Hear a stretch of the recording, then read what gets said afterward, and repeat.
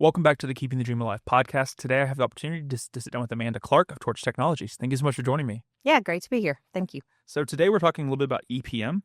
Tell us a little bit about what the EPM group is to begin. Okay. So EPM stands for Enterprise Program Management.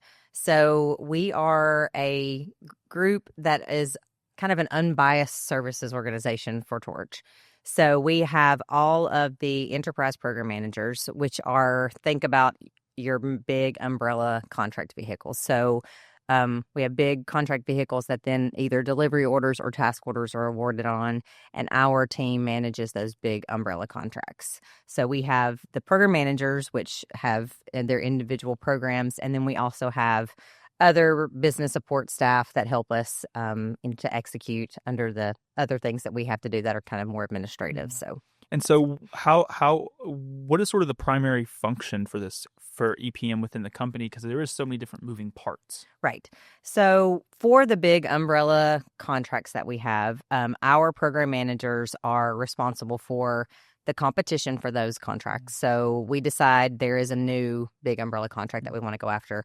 Then our team would assign someone for, a program manager for that effort to then go out and propose for that umbrella contract. And for that contract, you actually don't win any work. It's like a hunting license. So you will win this umbrella contract, which will give you the opportunity to then compete on delivery orders or task orders that may come out of that. And once those contracts are won, then our team is monitoring the opportunities that will come through for Torch to compete for work. So it's important for us to be able to understand the breadth and depth of the technical work that we do so that we know what we would be competitive for when it comes time to actually bid a task order. So when we do have when we do make the decision to bid those task orders, then those program managers work right beside the technical teams out of the executing groups and business units to then either develop the approach to the proposal so that we can actually go out and compete for new work to support our customers and existing customers and new customers as well. Yeah. So, and not all companies have an EPM. Why does Torch kind of see that need as something that's kind of that unbiased sort of EPM department or group to kind of oversee what they do? Okay. So I was not here when the team was formed, but have been fortunate to be able to work in the team. But I know it all stems from that, and it's the theme of Torch, is that collaboration and integration of the company. We're all employee owners. We all benefit from the success of the company as a whole, whether it's one group that's going to be the group that's going to be out competing for a task order for a win. So having the enterprise program management team, we sit completely outside of any of the executing groups. And that was a purposeful decision that Torch made so that it's really more cross-cutting and we can say, okay, we want to go compete for a new either task order or umbrella contract. And we know that it's going to take, the combination of two or all three of our groups to bring forth the technical capability to either win that task order or that umbrella contract. So then it's never a myopic view. So our team doesn't have, a focus. We have technical capabilities that more align. Most of the program managers that we have and the enterprise program management team have executed work in not necessarily maybe in a group at Torch, but have done that in their past careers. So we understand the technical work and we kind of all have our areas. But being an unbiased outside of the group at the corporate level, it allows us to evaluate the company as a whole and bring forth the best solution, thinking through what's best for our customer and what's best for the employee owners of Torch. Yeah, and it's incredible because there is, everything like the collaborative nature is such an important aspect of Torch. We talk about it a lot kind of as being an employee owner and what those responsibilities entail. Yep. And so like having everything kind of work to support the warfighter is huge. With those different departments that you're kind of having to work with, how do you kind of ensure that you're able to work hand in hand with the departments specifically on those particular umbrella opportunities, and then that the team is able to kind of know what each department's doing? Because there's a lot of moving parts with that. There definitely is. And the interesting thing about our role as the enterprise program management team is we are, involved from the beginning of the potential, pursuit of an umbrella contract or a task order. And we're working very closely with our business development team and our proposal development team. So we work very closely with them to ensure kind of oversight. Obviously, they're doing the down and dirty work on the proposals, and they understand that process. But we're, just there as once again as a support to have, to them to make sure that they have and know all the information that they need to know to execute there. And then once we win something that actually goes into work, we're obviously then working very close with our contracts and subcontracts group, because we then are into more of the nitty gritty and down in the details of actually getting contract modifications, working very closely with our teammates that we work with on the pursuit of opportunities as well, through then working with the technical group, the people that are actually performing the work. Most of the time that is done in the groups and business units, and they are executing that.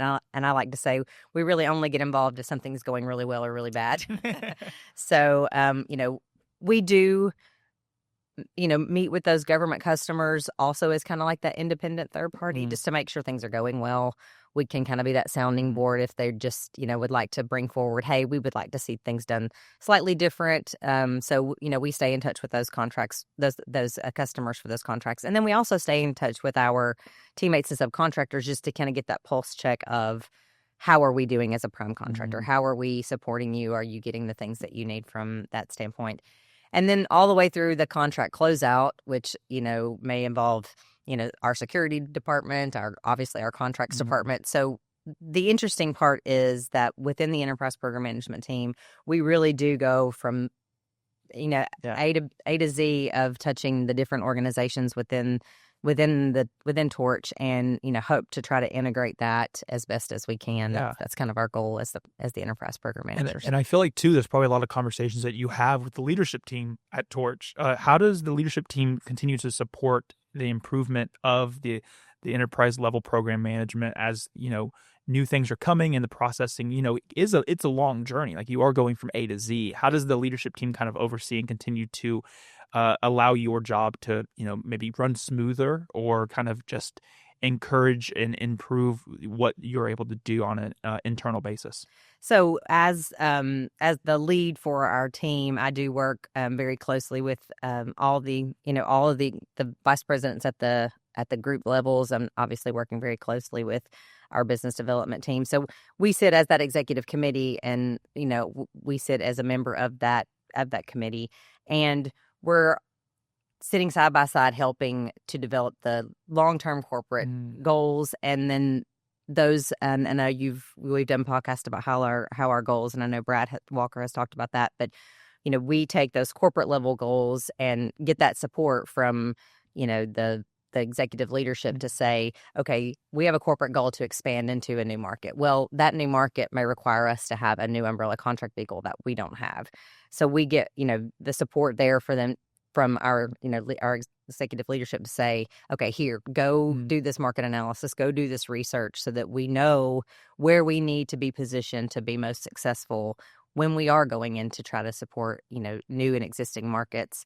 And then they're, as is across Torch, always open for process improvements as it is with our existing programs. So we're constantly looking at ways to, execute those more efficiently, implement, new systems, new processes that allow us to work more effectively with our teammates, to work more effectively with our PMs and task order leads at the executing group levels. So always very supportive of that. And we're, as all Torch employee owners, we're always looking at ways that we can do that better and be the best, support prime contractor to our customers, but also to our teammates. And then also the best, we want to be as effective as possible for our employee owners to focus on the technical work without having to worry about the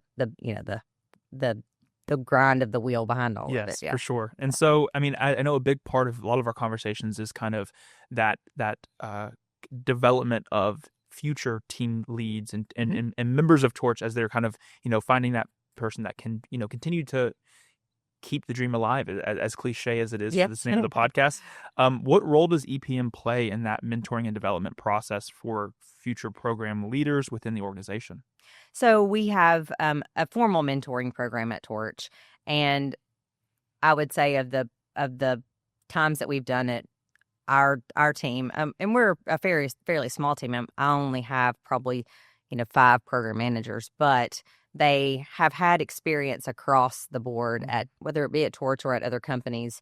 And so they have a really, deep wealth of knowledge and always participate in those mentoring programs. So, volunteer to be a mentor to someone that's up and coming. So through the kind of a more formal process, we're always have those program managers that are willing to step up and be a mentor for someone that's looking to advance their career at Torch.